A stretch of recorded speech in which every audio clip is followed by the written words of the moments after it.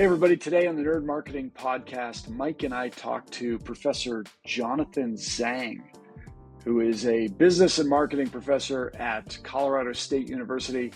He is one of, if not the only, experts in academia on direct mail. And he publishes in the MIT Journal, in the Harvard Business Review, all about how big brands are using direct mail.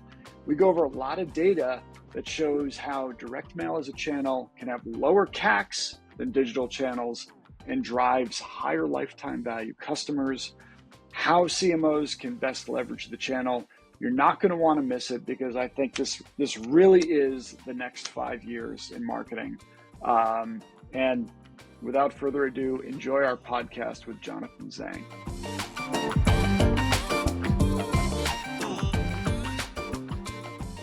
Maybe to kick things off, John, and before we dive into your research, what was your perception of direct mail when you started this research? Yeah, the MIT piece just came out, I guess now, right? So it's 2025. But I've been thinking about this. I've been observing and I've been thinking about this phenomenon probably since 2018. And let me tell you why. Because see, I've always been a very tactile kind of a sensory person. I like going to physical stores. I like to read paper books. I enjoy receiving like catalogs. Over the years, right? Even ever since I was a teenager. The market, the culture for marketers, starting around late 2000s, right? 2008, 2009, and 2010s, the beginning of digital marketing, when it was heavily subsidized, was that, hey, the days of direct mails are over, right? That's like an old dinosaur system, and digital marketing. Nobody gonna read paper books. No one's gonna go to stores, right? Everyone's gonna be virtual. Everyone's gonna be online, and that's why. So you can see, it's a cultural shift, right? So a lot of that shifted towards digital, as you guys know, right? And I always found this kind of a extreme pendulum shift, to be questionable. Right. Sure. E-commerce, that's the period when e-commerce was growing a lot, even though, kind of offline retail was still kind of the vast majority of the US of the retail activity. But e-commerce was growing at a faster pace. And, I think it's a human tendency for media, also for business decision makers to focus on the next shiny technological object. Sure. Right? Seeing the same thing with AI, that's why a lot of companies are all of a sudden become AI driven. They have this kind of AI, kind of a name in their brand, because they wanted to attract the attention. So I saw the trend going on through much of the 2010s, and one thing that to get me thinking is that around 2000, if you recall, around 2017, maybe 18, that season, Amazon started sending out catalogs for its toy category, right? And this got me thinking, right? Because those guys are, they have the most amount of data, right, of all kind of retail operators. So they must see something that that most operators didn't see at that point, right? And this guy, and then at the same time, I think several other companies. Again, these are all kind of paradoxically, these are all digital native companies, right? Like Bonobos and Warby Parker. They're starting to have some sort of a direct mail presence, and then the reason why it's a paradox is that those companies started saying, oh, you know what, we are truly digital, right? We don't have any kind of a physical presence. Not only this, they started to have direct mail, they also started to have physical stores. You can remember Amazon has store, right? Starting in 2014, and then all these other kind of Warby Parker startup stores. So this kind of made me think about my original thesis that, hey, even though technology has made these digital advertising and digital marketing possible, and for many years, more effective, more measurable, and cheaper, right? More cheaper than traditional quote unquote direct mail or even junk mail, because junk mail wasn't targeted. But our human psychology, how we make decisions, hasn't really fundamentally changed, because that's the reason why all these tactile sensory experiences still they're making a comeback, right? So that led me, to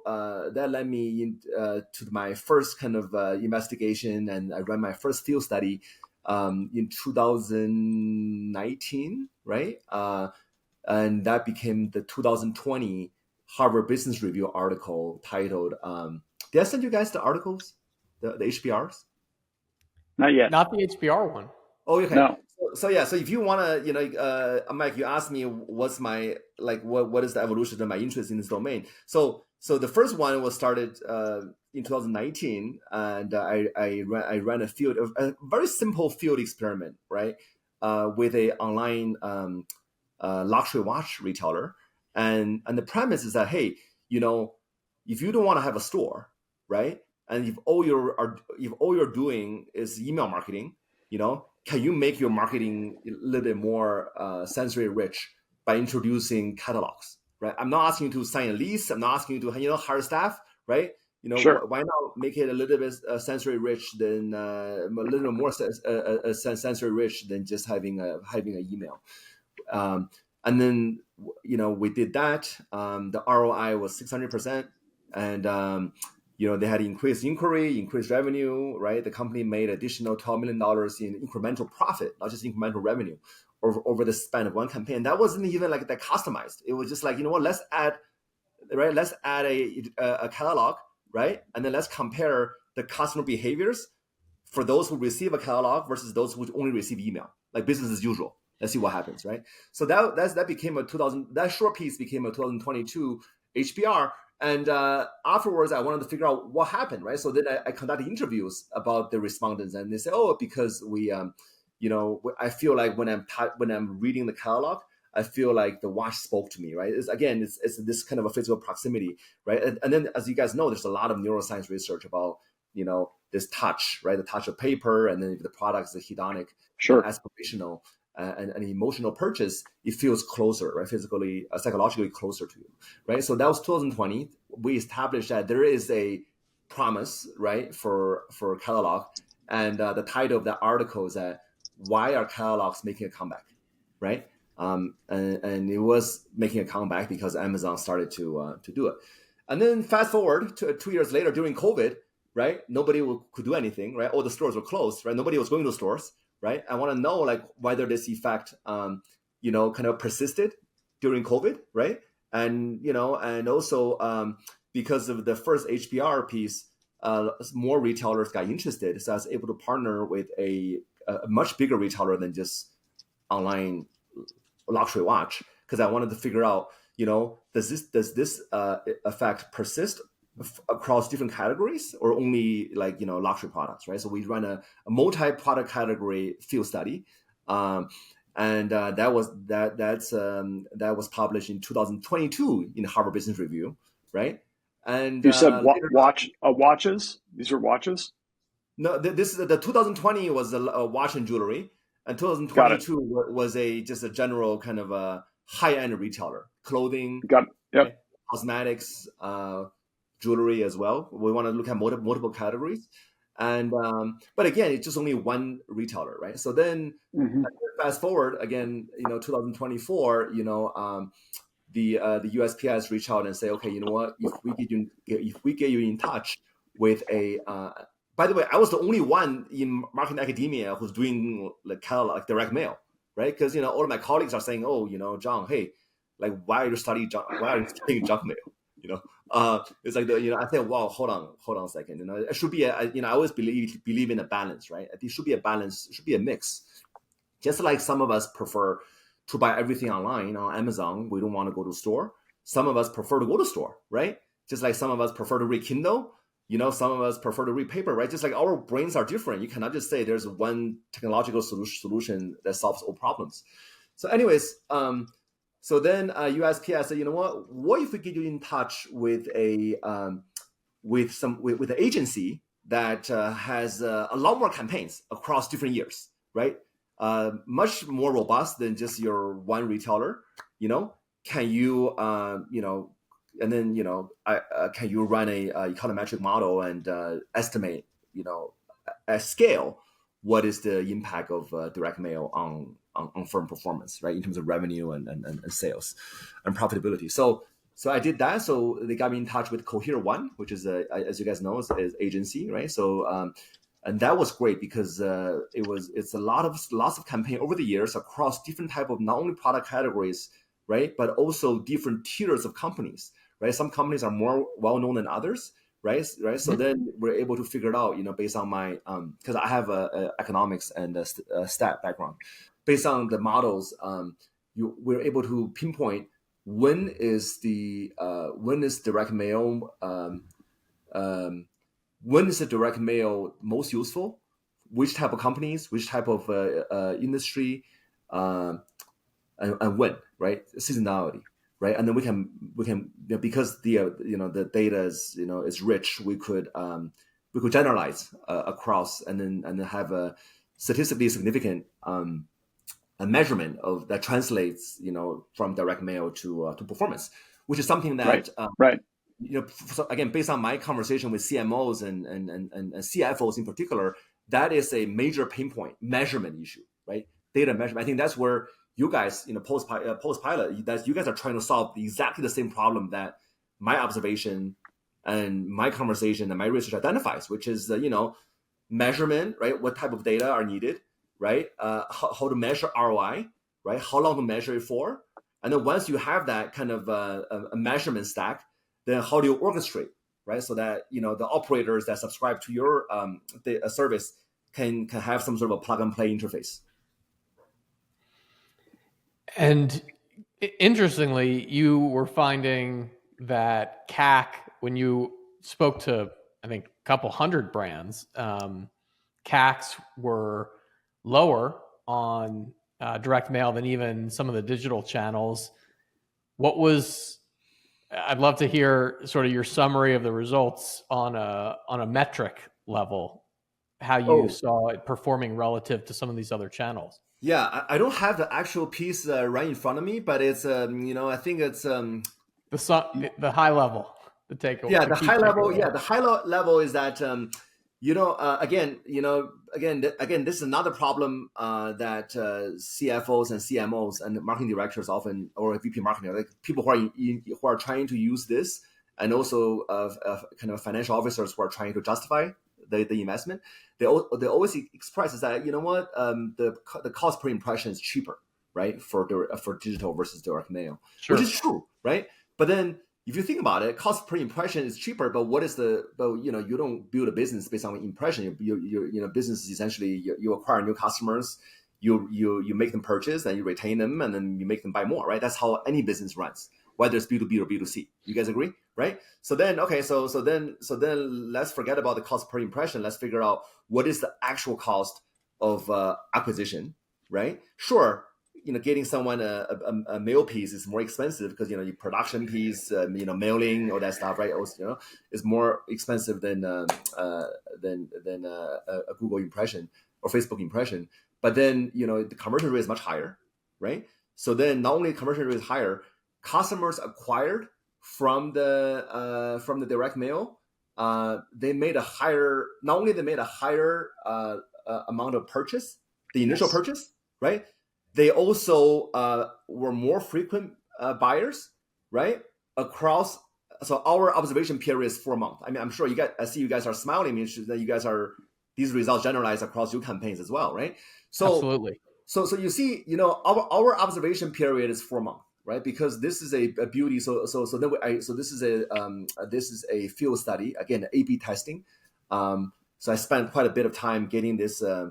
Retailer, kind of beauty retailers, so cosmetic and beauty retailer on board, and we built up this measurement infrastructure, right, to able to run this A/B testing, similar to a kind of a randomized kind of experiment, similar to a clinical trial, and so that's scientific, it's robust, and our observation period is 4 months, right? Because the reason why you want to have 4 months is that you wanted to, if the thesis is that customers that were acquired through mail pieces, because mail pieces are more sensory rich, they convey more information, they linger at the home longer, then they should develop a stronger understanding of the brand, right?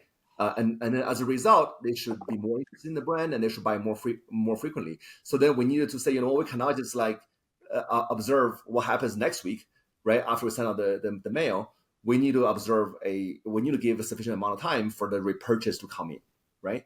So then, based on the category, skin cream, all these other things, we say, we cannot measure forever, right? Ideally, I want to measure for longer, for a year or two, because I think the effects will get amplified if you have a longer window, right? But say, 4 months is a good compromise, because the company wants to know as well, right? Because those companies, they run on quarters. They don't have the luxury of academics, right? Measure things.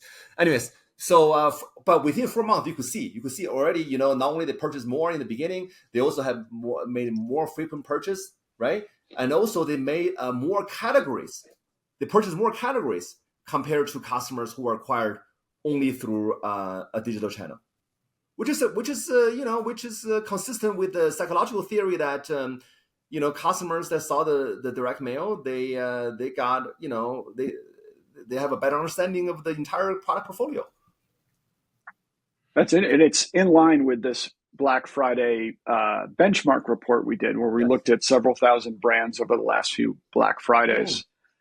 We saw first purchase AOV higher for customers who touch direct mail. We saw lifetime value higher. Mike, what's our attribution window we typically look at? I don't know. Do we do 4 months? We initially looked across the first 60 days, and then we extrapolated out further to look at an extended window, more on an LTV basis versus. So we always are trying to go longer and higher, and we do get pushback from the brands that. We didn't look at frequency. The observation window really differs by the category, and then by the product category, and also the customer journey, right? Sure. I mean, for something that is impulse buy, right? Lower ticket item, let's say like a skin cream that costs like $10, right? You could have a shorter window versus a car. I mean, car you cannot, right. It's a long labor. So I think it's really deep. I mean, I think eventually, if you have enough categories, and then you have a better understanding of the customer journey across different type of product categories, and also across different seasonality, you could have a kind of almost a industry specific observation window. Yeah, I imagine that's true. I mean, we see certainly significant differences in performance across verticals and categories, right? Primarily driven by AOV or frequency of purchase. A consumable product will look a lot different than a pizza oven or something that you're gonna only purchase once. Yeah, but that speaks to something that I also found really interesting that you highlighted a lot. You did a lot of analysis of sort of the psychological impacts of direct mail relative to other channels. Talk about what is like the endowment effect and the concept of object permanence in sort of as applied to marketing tactics or marketing channels. Yeah. So let me give you two. I try to summarize these effects into two kind of quote unquote sound bites. The first one I think is like direct mail is like a channel you cannot unsubscribe, right? It's not something that it sits on your kitchen counter for a little bit, right? It's even if you receive it right from your mailbox, you look at it, and then you're on the way to the recycle bin, right? That walk for 10 seconds. That 10 seconds is probably 9.5 seconds more than an email that you just saw. An email, sure. And then you don't even open it. You see what I mean, right? Absolutely. So object permanence in this case is that so that's just like you trying to throw away the thing. But if it's a well produced piece, right? So so I did a lot of work with catalogs. Again, more hedonic. So you can think about luxury, like watch and jewelry or clothing. You see a lot of clothing, restoration hardware. That they don't do it anymore. I don't think. But used to have those huge books, right? Hundreds of pages of furniture. Again, they could do that because the AOV is so high for their products. Those things sit around, on the coffee table for months, right? And then people forget to throw them away. And then what happens is that every time you sit down, you look at it, it's a constant reminder. Super effective, right? So, whatever, let's say $10 to produce a glossy magazine like catalog. If that produces reminder 20, 30, 40 times over the span of its lifetime, in your living room, I mean, not only the cost per impression is relatively low, right, compared to digital, but it's effective, right, because you're flipping through it. And also part of it, okay, so and then going back to the second point, this idea of endowment effect, again, I think the endowment effect applies to, again, beautifully produced, almost like a magazine type of catalog, right? It has narratives and pictures, and I think a lot of luxury brands are very good at doing this. A lot of cruise lines, they do that as well. They tell you about the vacation spots. They have those pictures. So then, it's so well done, you don't want to throw it away. You keep it around for a while, right? So I think these two, these are the reasons why, so again, it's not a magic, right? These are the reasons why, direct mail, when it's done well, is effective. Because they stay around for longer, and people's attention lingers for longer. Yeah, and you talk about how you spoke to a bunch of CMOs and CFOs primarily in your research. How did each one? What were the differences between how those different leaders thought about direct mail and investing in the channel, and how they thought about measuring performance or just their approach to the channel, and how should those two work together to be successful with this channel? Because I imagine they come at it from slightly different perspectives. You got the brand person over here, you got the pure sort of finance spreadsheet person over there. How do they think about it differently? How do they come together to execute the channel successfully? Yeah, so I think among those two, I think based on the companies that I've talked to, there are two types of companies, right? One is that they've never really done much with direct mail, right? And they just, again, I think a lot of it's a cultural thing, right? So it also depends on the age of the CMO, right? So if it's some of the companies I talk to, especially tech-driven retailers, the age could be like in the mid-30s, right? So they just never believed this, right? They never believed it. They think it's, again, they focus on the wrong metric. They're still focusing on cost per impression, right? They focus on reach. But again, I think it's a metric problem, right? I think the metric problem is there. I think the measurement is a big deal. I think all three of us are collectively trying to solve the problem of measurement, right? But once they tried it, I think once they tried it, especially after I shared some of my preliminary results with them, and some of them have tried it, they see a bigger promise, right? They see a bigger promise. Now, the other hurdle, especially from a CMO perspective, is that I think there's a lack of education among, there's like a generation, there's like a gap, right? There's like a gap that over the past 10 years, nobody talk about like omni-channel, marketing, right? People don't talk about, when they think about omni-channel marketing, they think about, okay, Facebook, Google, TikTok, right? But I think there's a lack of training, I think, among business schools, and as a result, there's a lack of understanding among the current marketing practitioners how to utilize, various versions of digital versus the analog or tactile channels. I don't know if that's something that you guys are seeing. It's a disconnect, right? So like the marketers that are, that used direct mail before, they get it, but then, again, I think that the folks who are in their 30s, the prime, that are making big decisions for the next, a decade or two, I think they are, I think there's a general lack of talent in this space.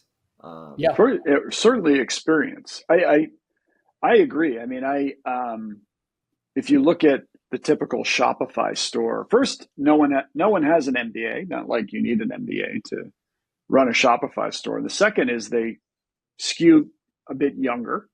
And so I would say you've got this entire generation of marketers who grew up just throwing money at Facebook. It was like money in, money out. And that's kind of how they think. They think in terms of a Facebook funnel and email. And I think, maybe Warby Parker and Peter Fader, like a lot of those brands that came out of Wharton sort of started a dialogue around lifetime value. And all of a sudden, I think that manifested in, okay, now I've got to not only watch Facebook, I've got to figure out email so that I can maximize lifetime value. Right. But really, we only typically, when we're having conversations with a brand and they've done direct mail, the person on the other end of the call is 40 years old or older.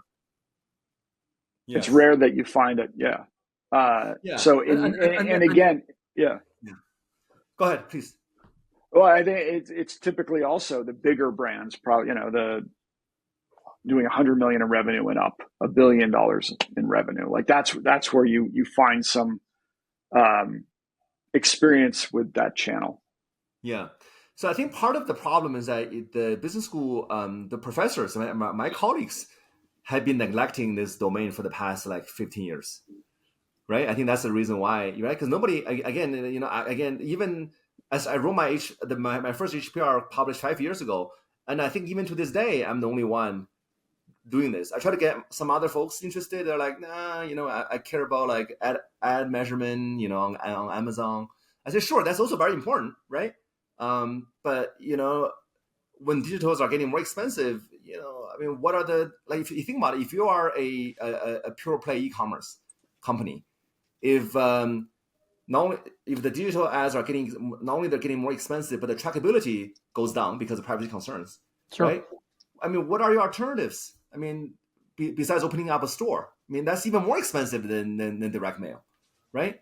So I feel like now, hopefully, companies are seeing the pandemic. I think they definitely see the urgency. That's my experience talking to the CFOs, the CMOs. They want to know because they complain. They say, 10 years ago, these big platforms, the costs were lower, right? But now over the past decade, they've got more powerful, right?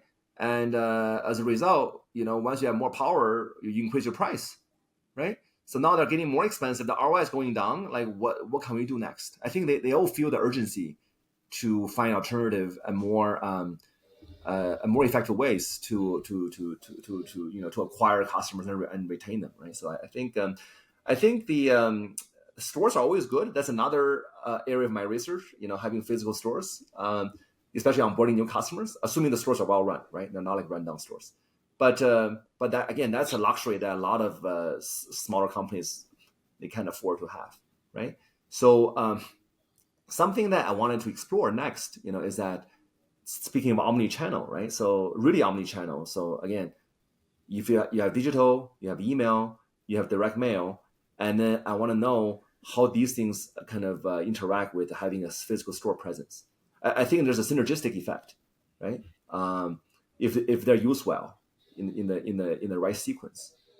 I think you called that out across marketing channels as well in the research. You were seeing that halo effect. Yeah. As brands added more channels to their overall mix, you were seeing increased efficacy across the entire mix. Is that accurate? Exactly. And also I think part of it is, you can think about reminder, right? Reminder, multiple touch points. And then, one thing I also want to explore more next is that I think just also adds more credibility, right? Just like, we see a company with a store, right? We feel like this is a real company. Right, you see a company that's sending out a well-produced direct mail piece. You feel like, oh, this company has the capital and the kind of the production value to do this. It must be a legitimate company, right? So I think that kind of a branding halo carries over, across channels. Yeah, absolutely. And for brands that are thinking about entering the channel, how would you think about allocation of budget if they've been pure play digital up to this point? How should a brand or CFO think about allocating some test budget to exploring it as a new channel? I would. I'll give you my kind of back of the envelope answer. I want to hear. Also, I'm curious to hear what you guys have have recommended to your folks. I would say depends on the type of products that you're in, right? The category you're in, right? If you are in a kind of what I call kind of emotional hedonic products, so for example, clothing, I think you should at least devote in 2025 in this environment, probably devote 20%, at least 20%, even as a test case, right? Or even if not more, right? Because we know that direct mail is more effective with those type of discretionary hedonic products with higher price tag. If you're in a utilitarian type of products that that lacks those kind of emotional affect, it's harder to say, right? So then I'll be a little bit more cautious. I would say maybe like 5 to 10% just to see. Yeah, but at least I think having the infrastructure, because even if it's 5 to 10%, it forces the company to build up some sort of a capacity and capability, right? So that even if later on, if they wanted to diversify their marketing mix, they could do it. Because otherwise, they're just stuck with the same loop. Yeah, and enough that you can get sort of statistically significant read on how things are performing, and you also saw basically a 1-to-1 correlation on spend into the channel to top line revenue. Yeah, and that's just a very coarse type of analysis, right? Because the data was there, but then it's not as detailed as I would like. So so even with that, you could see 1-to-1 conversion, and for again for some type of companies. And that's just overall across all kinds of companies and all sizes, all industries, right? But if you break it down to a little more details, you could see some of the companies, again, use it well in the right season, like if it right in the right shopping season, the ROI is even higher. And what are some of those characteristics of the companies that you saw having the most success with the channel? I think bigger companies, bigger brands benefit more from the direct mail. I think this because they already benefit from a halo effect, but they're well known. So then people, I feel people pay more attention to the direct mail piece. It register more. So I think that's the main effect that I found. I think clothing and furniture benefit more for versus non-clothing, non-furniture, which is also not surprising. There aren't any luxury brands or luxury products in our category, but I would imagine again, if the psychological theory that direct mail, produces kind of a stronger consumer emotion, consumer affect, I would imagine like chocolates, vacation, those type of industries will benefit more from direct mail, and they do that, right? You get like Holland America, Carnival, and Celebrity, they send out those those vacation packages, right? So those companies, the reason why they're doing it, they've been doing it for years, is that they see an ROI. Absolutely, and that's consistent with what we see, particularly on the acquisition side. Brands that have a little more baseline brand awareness, where it's maybe less likely to be the first interaction or first touch point that someone has ever had with the brand, versus maybe it's a brand that they remember seeing a Facebook ad at some point, they remember seeing even a billboard or something like that. Right. And then direct mail, we all know that it takes multiple touches to convert a new customer. So I think to your point, brands that have some general awareness in the market are going to be able to see success on the acquisition side. In particular. One thing I have explored, I hope to do in future, is that the type of offers, right? So imagine you're an unknown brand. Let's say the three of us started a clothing company, right? We're not known, and which means that it's risky to buy our products, right? So then, how do you get your words? How do you get your name out there? How do you even build awareness, right? I could imagine that if some sort of postcard with a very heavy discount, right? Then might get people to try it out. Let's say like 70% off. I don't know. It's just like a new customer only, whatever, right? We're launching a new company, and then maybe that's a good way to build the initial brand awareness, because building a brand is takes a long time and costs a lot, right? But then how do you, if you're a brand new company and nobody knows, how do you even like get people to try it out for the first time? I think it's like a chicken and egg problem. I think direct mail, I think if you make a kind of almost like a eye popping type of, almost like a free shirt or whatever, like maybe doing that, if you do the math, maybe you're doing that to induce first trial, right? Doesn't have to be expensive thing. Let's say you give them a shirt. Let's say I'm thinking about like a company. Let's say they sell a basic shirt, right? Like a white shirt. Let's say it costs the company, let's say cost is $10, right? Let's say they sell it for $40 online, right? But then you say, you know what? You just get it for free. I give it to you for free. That allows them to see, the package, the shipping, right? The experience, right? And then the customer become a customer. Sure, you're -10 to begin with, but I wonder if you do the math, is that cheaper to, in aggregate, is that cheaper to build a brand this way than to have like TV commercials and that kind of stuff? Because how do you build a brand nowadays? Right. So there are alternative ways to use direct mail, not only just as a customer acquisition tool for like known firms, but even for potentially as a brand building, tool. Yeah. We do get that question all the time on, is it better to put an offer, a discount in the postcard versus just have one that's, a lot of brands don't like to discount and they might just want a brand enhancing postcard. Yeah, or even free. I mean, I'll imagine, like, again, I use a clothing example, right? I just do some math. 3 of us start a company. We sell t-shirts, and our most basic one is a white t-shirt that costs us, I don't know, $10 to make. To get to our warehouse, sells for $40. Let's say we want to, nobody knows us. We want to get people to buy. So let's say we devote $100,000 as our branding campaign, right? We can either put it on online as banner ads, or like on the kind of connected TV, right? Or we say, you know what, let's send out 10,000 free shirts to people. Which one is more effective over a span of 6 months? It's not clear. People definitely remember. Yeah. We've seen some data where if you acquire a new customer on a discount, they wait for a discount to buy again. But not a discount, a free one. A discount is a different thing, right? A discount like 50%, people might still not want to try. Because they're like, oh my God, I never heard of this company. 50%, even 50% is still $20.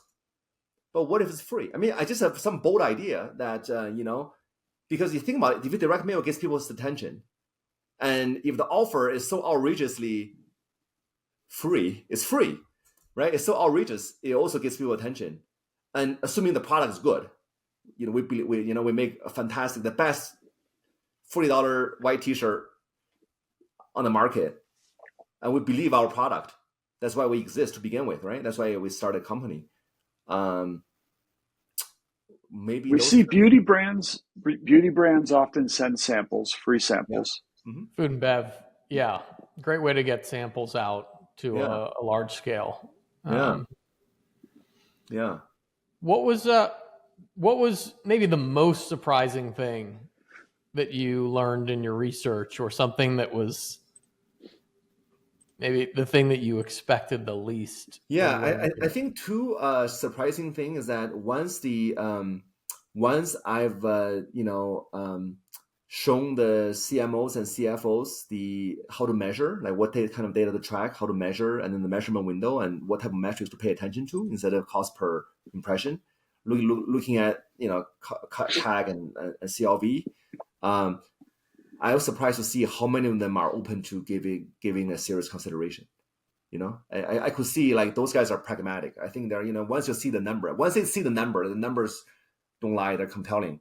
They get it. So I think it's just really, at the end of the day, it's really a data and measurement problem, right? I think you guys are are kind of leading that shift, as helping to lead that shift as well. So that's one result, which is hopeful, which bodes well for the omni-channel kind of a mix. The second thing is that just like paper books, right? We thought it's the older generation of consumers who like these things, but no. I mean, I think based on my interview, because I also interviewed, about 300 consumers, surveyed them about, what's your view of the catalogs, the direct mail, how you interact with them, do you like them? I asked them a whole bunch of questions across different demographics, across different age group, and no, it's actually it's the millennials, and it's and then Gen Z, so the younger generation, educated younger generation of consumers who find these things most appealing, which also bodes well. That's fascinating, which we've uncovered a lot of that as well in our research, but okay. It's a very surprising to most brands. Okay, let me ask you, Mike, and Drew, why do you think that's the case? My hypothesis is that this is the same audience that if you ask to look at their phone is going to have 100,000 unread emails and like 50,000 unread text messages showing up on their home screen, and that it's a surprise. It's almost a novelty to them to get something tangible from a brand that they recognize or potentially have done business with, versus the constant stream of digital ads that they are exposed to on a daily basis, and it's really essentially turned into noise for them. So that's my hypothesis, and we tend to see that in the data as well, because again, brands ask us all the time, oh, well, I don't target older people, so I don't know if I'm a good fit for this. And our response is like, most of our brands don't. They target Gen Z millennial audience and have a ton of success with it. And I think it's, again, the theory is for that reason, but very interesting that you found that as well. Yeah, I actually, I'm glad you mentioned it, because our results triangulate. So I explicitly did a follow-up, right? I said, why do you find this, you're 25-year-old, right? Why, you don't even remember junk mail as much, right? Like, why do you find this appealing? I think a lot of it is novelty, right? They're like, oh, wow, this brand, I've only encountered, online or in store, right? But now it's a novelty thing. I think it's exactly because the fact that they have not had a bad experience with untargeted junk mail of the 1990s, right? Now they have a kind of this feels refreshing for them. Yeah. And I think with the better targeting technology, data and targeting technology, I think the days of junk mails hopefully are near the end, and mails be targeted to be more effective, right? Which also bodes well for like the number of trees and cut down. So while still being limited overall relative to the frequency or volume of digital ads or emails that you're getting. Sure. Like, I mean, that number is not going down. Have you guys looked at there's a thing of it. Okay, so now I think we have established over the past, your company, and also I think I've established over the course of three articles that it's effective, right? And then currently it's more effective potentially than the digital channels. But have you ever looked at? So I think that the next step is try to figure out how to orchestrate, right? Like sequencing, or like what is the right frequency? What is it? Is it initially mail, some email, and then when you send the next mail, the content? You know what I mean? Like now we know it's effective. We should not ignore it. What is the orchestration layer? And also, I think Drew and you and I, we talk a little bit about in the current environment where there's a lot of consumer data, lots of our noises, and also there's a privacy consideration. So like we cannot collect everything under the sun, right? What is the most informative set of data that we need to customer data that we need to make those decisions? And how do we minimize that? What is the minimal amount of effective data that we need to do it. So then firms don't have liability. Yeah. It's our data team is knee deep in this problem, in the Yeah. orchestration problem or opportunity. Yeah. Yeah. I think in general, when we target existing customers, the idea that most brands are most comfortable with is trigger it at the time after you've emailed somebody at least once and given them a chance to respond to email. Obviously, that's going to be cheaper. So if you're trying to get them to take a specific action, set up your email sequences, around that cadence, and then when they don't respond to email, that's the time to trigger direct mail, because they become increasingly less likely to take that desired action as time goes on. As you saw in your research, with recency being such a primary factor in response rate. Yeah. But as soon as they sort of get past that expected period where you expect them to take a certain action, and you've emailed them and they haven't taken that action, it becomes incumbent on you to get to ensure that message gets through to them in a way that they're more likely to take that action before you risk losing them permanently. Yeah. Do you guys also look at, if you have customer touch point data at a customer level, right? Across the customer lifespan with a firm, do you also have a sense of when to stop marketing? Because at some point, the customer is just not going to respond. And then keep sending them stuff. Our best practice is to measure across all these different cohorts, primarily based on recency and frequency, and get validation that certain cohorts are responsive to direct mail, and then scale into those cohorts that you're seeing a high response rate. And for different brands, it varies. So for one brand, you might be able to go back 3 years profitably and still get a high enough response rate from that audience that it justifies the continued investment. Another brand, it might be 1 year. Another brand, it might be 5 years. Yeah. But being able to get that data, testing a relatively modest volume into these different cohorts, and then scaling what you see as having proven what works is generally our strategy, and brands tend to be very comfortable with that. Yeah, yeah. Do you have a sense of what makes the response rate? What type of brand would trigger a response rate even for a customer that were 5 years ago versus like 3 years ago or 1 year? You know what I mean? Like what? Yeah, I think I tend to think about why these things happen across the type of brands. Yeah, other than recency, it's the nature of the product, I think. Yeah. Right. Yeah. And maybe what kind of experience they had with their initial purchase. Yeah. Yeah. We have health and beauty, or health and wellness products in particular. Like, things just change in someone's life and they stop for whatever reason. And it doesn't mean that they're gone for good, but it is finding the right opportunity to get back in front of them and catching them at the time where they're receptive to sort of reactivating or getting back into the routine. Yeah. We see a lot of good results in reactivating customers that have long defected or long been dormant across these consumable products, and particularly, I think, in that health and wellness space. So, yeah, and then when you say reactivation, you mean using direct mail as a reactivation channel, right? Yeah, so somebody who stopped buying a year plus ago. So one thing we explored.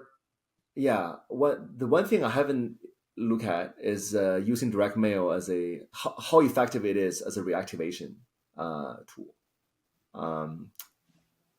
So that's something that I should probably look into. Very. I mean, what we find is, if you're talking about a customer who hasn't been around in a while, he or she is most likely unsubscribed from email. And so what the brand needs to do is consider that almost new customer acquisition, and compare how well they do in pulling those customers back versus going and acquiring a whole new group of customers. Yeah. So there's really no other way to reach that customer. The theory, I'm curious about what you observed. The theory would say reactivating even someone subscribe, because it's easy to unsubscribe. I mean, we all unsubscribe things before, and then I like a couple months later, it's like, oh, I wish I didn't unsubscribe, but it's too late, right? And then life gets busy and you forget about it. I wonder, theory would say, again, across all people who unsubscribe, who lapse, right? There's no way to reach them.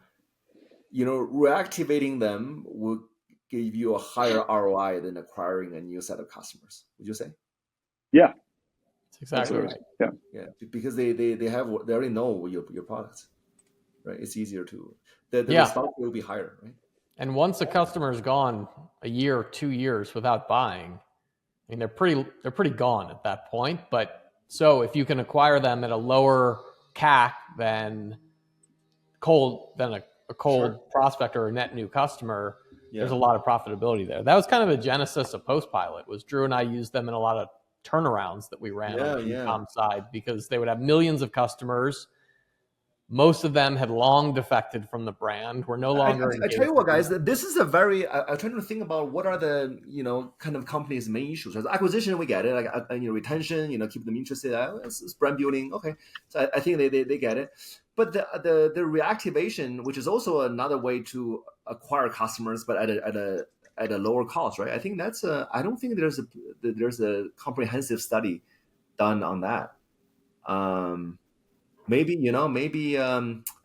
USPS and you guys might be interested in doing some of that stuff if you have. Yeah, that was a part of our Black Friday report, was looking at incremental lift amongst existing customer cohorts as well as new customer.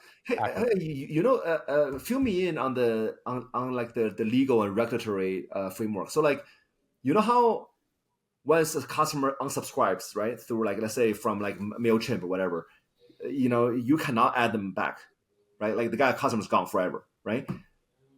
Is there a way to like unsubscribe from like mail? Well, we'll honor a request from somebody who asked to not be mailed anymore. But then what would the request look like? They'll just email the brand and say, I don't want to get any more catalogs, or I don't want to get any more cards from you. But there's not there's no canned spam. There's no compliance or regulation around it. It's simply a request that we will honor, because we don't want to obviously bother someone who explicitly doesn't want it. But the number of people out of the hundreds of millions of cards that we send is like, I could probably count on two hands. No, I get it, because the person must really not want to receive the mail. Yeah. To go through the trouble of finding the contact email and this like email the company.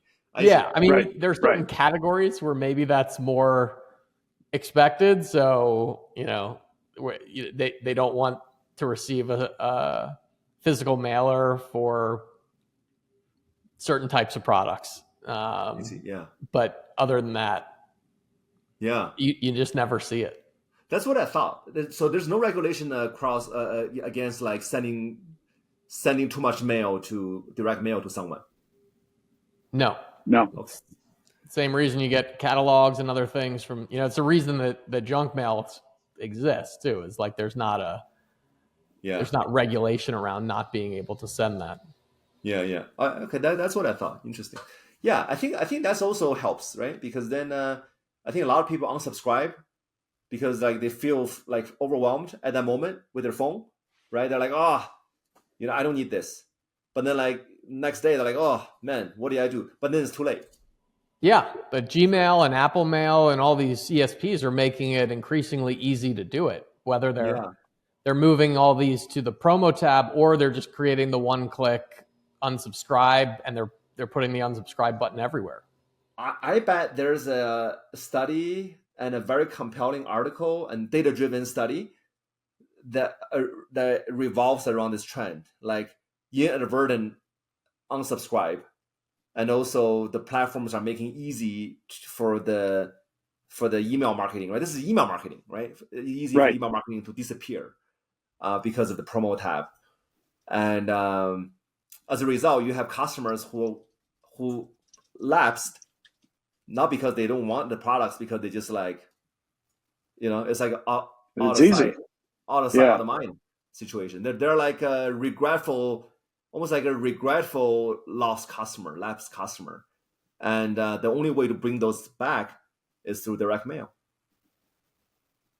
I think that's a very good angle. I think that's a fresh angle that will resonate well with CMOs and CFOs. Wouldn't you say? That's why we exist. It's like we've been pounding the pavement on that angle. Yes. Yeah. Maybe we can work on something like that. I think Drew and I would talk a little bit about what's We'd possible. love to share some data with you and put a study together. Ideas that make sense for you guys. I mean, I think it's to me, that's very compelling, right? For business, how do we, again, businesses are very simple. It doesn't matter what they sell, right? Vacations, beauty products, watch and jewelry, chocolate. They want to get customers. They want to keep them. They want to make them spend more, right? And then they wanted to acquire like lost customers as cheaply as possible. I mean, that's the entire business model. I mean, that's business in general. So like, it's not I think all of this metrics and this and that, I think it's just like noise, right? I think if we can just say, boil it down and say, forget about cost per impression. Like the cost per impression, those days are over. That's like 2010 metric. 2025 is like, let's go back to the basics. Like, you get how much you get the new customer for, how much did you spend, and did you make money on that? Maybe that's a good title. The cost per impression is over. The era of cost per impression is over. That's a great way. That's a great way to end. It's a great, Stay tuned for the next study.